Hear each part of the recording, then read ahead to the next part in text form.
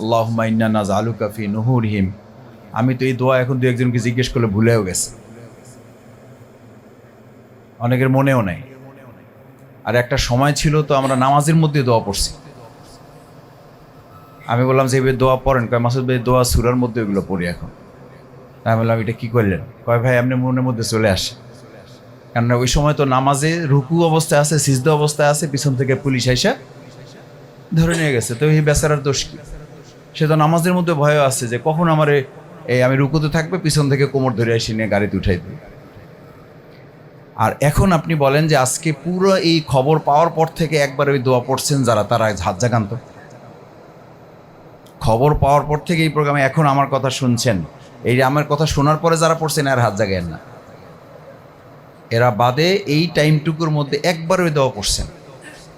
আমি হাত জাগাইতে বলে আপনাদেরকে আর কষ্ট দিচ্ছি না ভাইয়েরা, এটা শুকরিয়ার জন্য বলছি। আমি মাঝে মধ্যে আমি বলছি এটা বোঝার জন্য, আবার বলছি আল্লাহ যেন আমার সওয়াব নষ্ট না করেন। আপনাদেরকেও আমি তাচ্ছিল্য করার তো প্রশ্নই নেই, এখানে আমার চেয়ে সবাই আল্লাহর প্রিয় মানুষ, আমি সবচেয়ে বড় গুনাহগার। আমি যখন সুবহানাল্লাহ পড়ি মাঝে মধ্যে, মানে গাড়িতে রিকশায়, তখন চিন্তা করি এখন তো আলহামদুলিল্লাহ পড়া উচিত।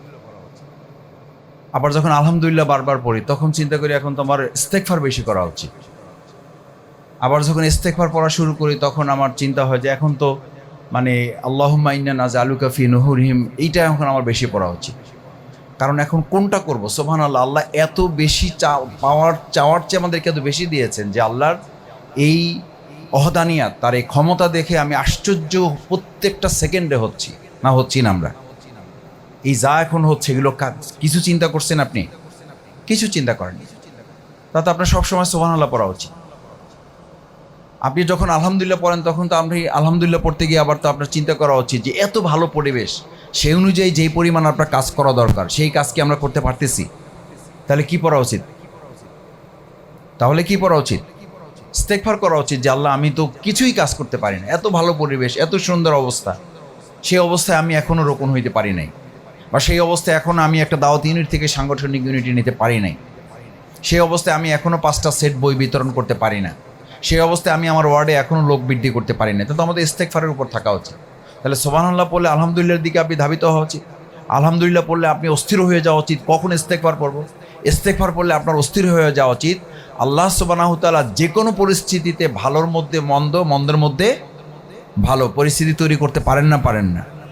বিশ্বাস করেন, আল্লাহ সাক্ষী করে বলছি, আমি আগে মিছিলের সময় যত বেশি ইয়া হাইয়ু ইয়া কাইয়ুম বিরহমাতিকা আস্তাগীস নাস্তাগীস পড়তাম, এখনকার পরিস্থিতিতে তার চেয়ে বেশি পড়ি।